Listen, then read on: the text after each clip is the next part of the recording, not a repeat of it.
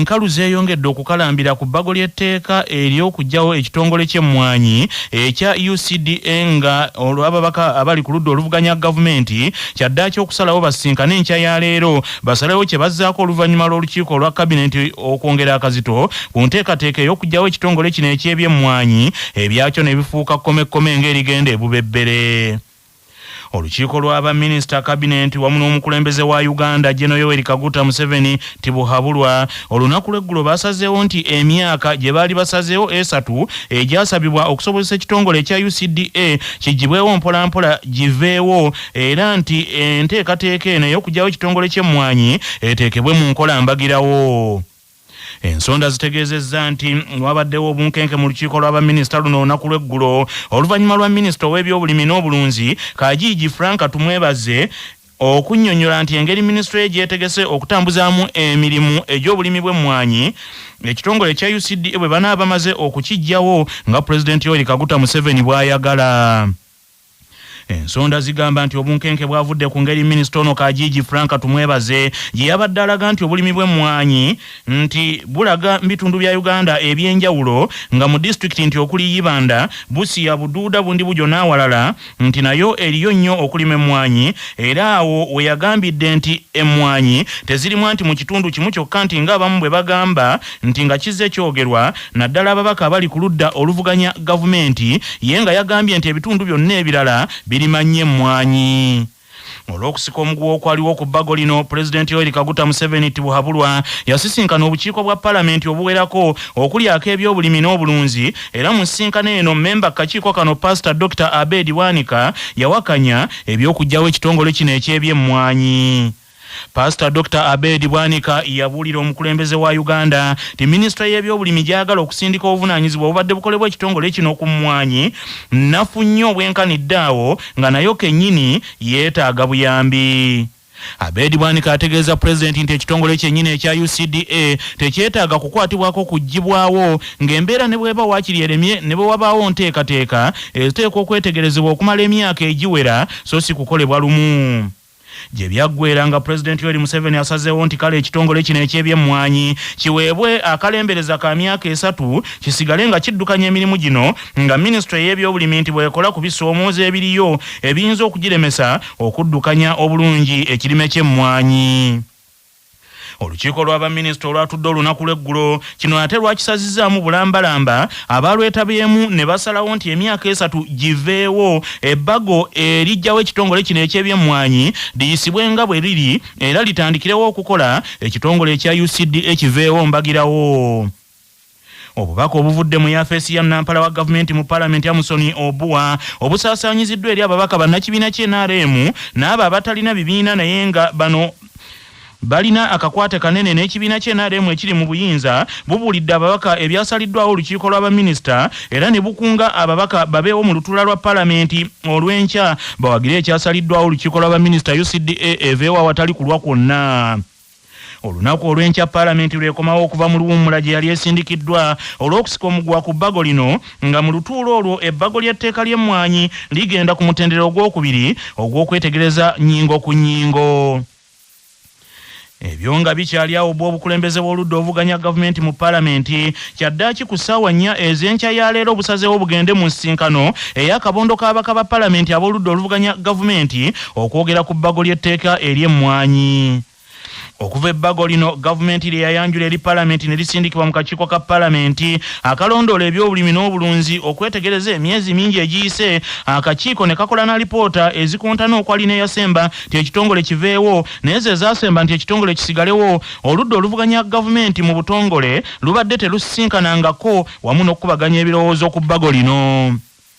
Ensonga z'okuwakanya ebbago lino zibadde zaawomebwamu omutwe akabondo k'ababaka ba Paalamenti abava mu Buganda ekyaleetera ababaka abamu ab'oludda oluvuganya gavumenti okuzeesamba nga balumiriza nti ensonga y'emmwanyi ekwata ku babaka abava mu Buganda bokka. Kamisona wa Paalamenti Mathias Mpuuga Nsamba ennaku ntono eziyise yawabula babaka banne nti wabeewo okuwuliziganya ku nsonga y'ebbago lino n'okuwa obukulembeze obusaanidde ensonga zireme kuba za kasajja fuba.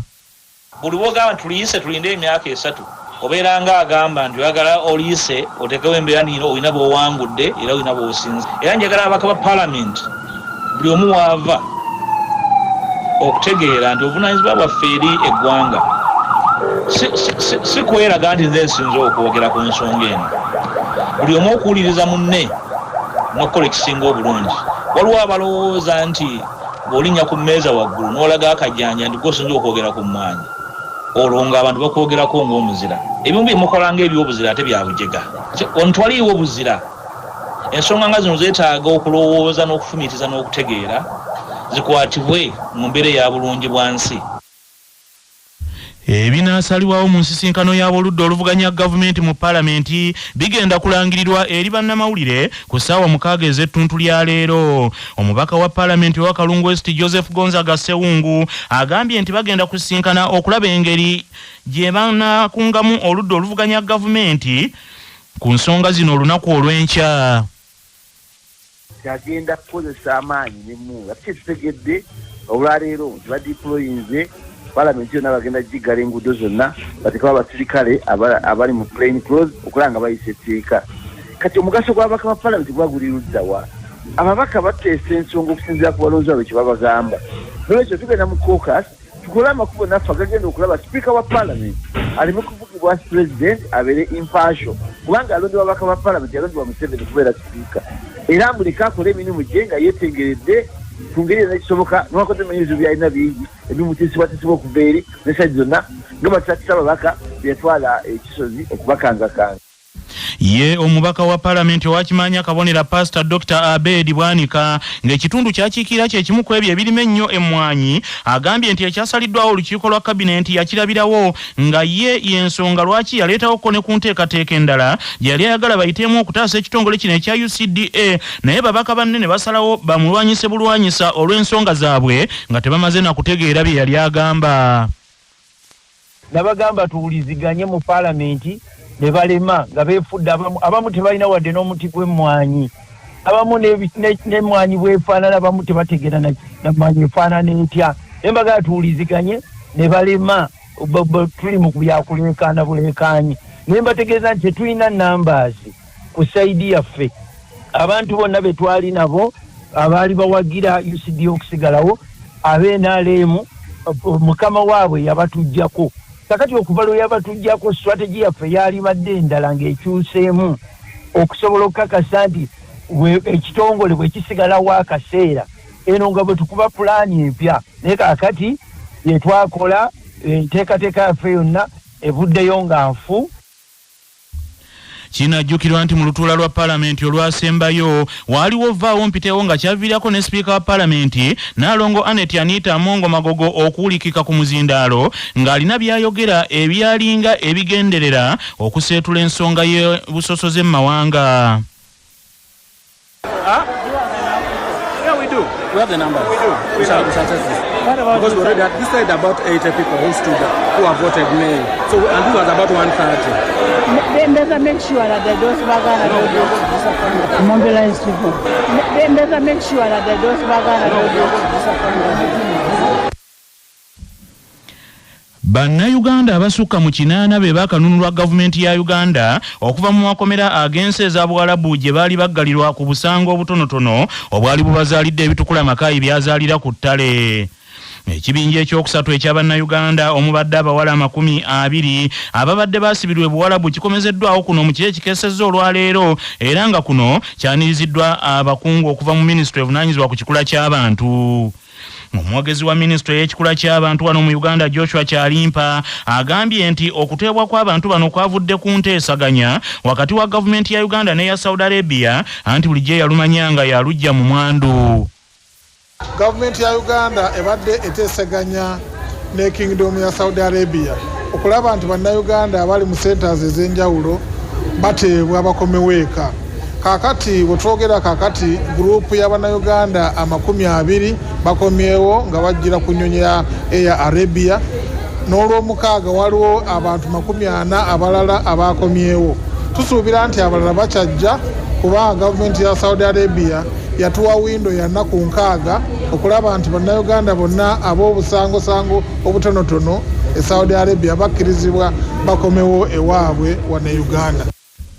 Joshua Chalimpa agambye nti abasinga ku basanze ebizibu ebuwalabu bagenda kukuba kyeyo ku bulimu obutali bwakwekulakulanya ate mu ngeri emenya amateeka. Bannayuganda abasinga okubeera mu nsi zino eza Saudi Arabia bawala lwa nsonga nti abasinga bakola mirimu gyawaka egyayaaya, so culturally osanga nti emirimu bwegityo abasinga okugikola baba bakazi, ate obusanga obumu bubakwatibwa nga bali eri oluusi abamu atuuka eri ng'eyamuwa visa okugenda oba work permit yali muntu mulala, ate ne bamubuzaabuza abalala ne bamupaaza ne bamutwala ku mulimu omulala. Kakati bwe baba bamututte ono eyamuwa ekiwandiiko ekyokukola aba yakisigaza, so abeera aliyo irigale. N'emisango emirala omuntu ayinza okufuna olubuto. Omwogezi w'ekibiina ekitaba kampuni ezitwala abantu ebweru okukuba ekyeyo External Recruitment Agency Esther Nabaju agambye nti ekisinga okuviirako bannayuganda obuzibu n'okugalirwa amakomera g'ebweru bwe butakolagana bulungi wakati w'abakama baabwe wamu ne kampuni oba oluusi ne gavumenti. Tuliwo kuyambako gavumenti kunoonyeza abaana bano mirimu ebiba bitagenze bulungi tubivunaanyizibwako ng'eggwanga nga companies ne gavumenti. Ekisookera ddala si buli mwana alina ekizibu nti kampani ebeera obuzibu. Abamu babeera bakama baabwe ababakozesa naffe gye tutali. Awamu tetulinaayo mandeeti mu nsi gye tuba tuweereza abaana bano. Embase yaffe ekiikirira eggwanga lino mu ggwanga eryo gye tuba tuweereza abaana nga Saudi Arabia tulinayo ambasada, tulinayo ba labor attaches, abo be baba bavunaanyizibwa ebiba bitulemye ng'amakampani. So kulwaba n'abaana abakomyewo bangi tetusobola kugamba nti ono kizibu, buli omu alina keesi ya njawulo. Omujaasi mu ggye lya UPDF erikakalabiza mu nsozi e Kasese Isaac Lukwago akubiddwa abasirikale banne amasasi agamuttiddewo bw'abadde yeesuddemu akambayaaya akasenguse ennyonyi ekiro gy'oli nti ew'omusolo n'akuba abantu amasasi nga kiviiriddeko n'omuntu omulala omu okufa wamu n'okulumya abawerako. Olunaku lw'eggulo Isaac Lukwago okuva mu kambi ya UPDF ey'Erusese mu district y'e Kasese yeesozze enju ya musirikale munne n'ajjayo emmundu n'atandika okusasira amasasi era okukakkana ng'omujaasi Alebu Joel alumiziddwa. Isaac Lukwago oluvannyuma yaddukidde mu nkambi ey'Ekamukumbi eri ku nsalo ya Uganda ne Congo gye yakubidde musirikale munne omulala Solomon Kule amasasi agamuttiddewo. Ono mu kugezaako okumuggyako emmundu ebbiri ze yabadde nazo kigambibwa nti yalwanye era n'awanyisiganya amasasi amalala ne banne okukakkana nga bamumizizza omukka omusu. Ssekama w'ekibinja ky'eggye lya UPDF ekirwanira mu nsozi ko n'ebikwekweto ebya Shuja Meja Bilalu Katamba alabudde ku mbeera abasirikale gye beesulamu jjulume ne bakosa bannaabwe n'agamba nti tegenda kukkirizibwa. Ekibinja squad yasindikiddwa okuyiga omusikale ono Lukwago Isaac bamusisinkanye bawonyesikanye amasasi era bagenze okukkana nga naye bamumisizza omusu. Tusaasira abafamile abafiiriddwa Lukwago bwe yakubye olw'okufiirwa omusirikale eyabadde ku mirimu emitongole era n'omusirikale eyakubiddwa amasasi nga alina ebisago tumwagaliza okuwona amangu. Obukulembeze bwa Mountain Division bugenda kuteekawo akakiiko akabuuliriza kabatwa Board of Inquiry okubuuliriza mu mbeera yonna nga bwe yatandise era ki ekyaleese omusirikale ono okukola ebikolwa yakoze. Manya obuvuna obuddo obw'eddembe lyo tonyigirizibwa. Ddembe lyo ery'obwebange. Ddembe lyo akutusibako nana Habo mouthwash ly'eddagala ettuufu lyennakakasa mu kujjanjaba endwadde z'amannyo. Amannyo gakuluma bw'ossaayo ekyokya oba ekinnyogo gagasanyalala bw'osenya obbamu olusaayisaayi oba ogayiza ludda lumu.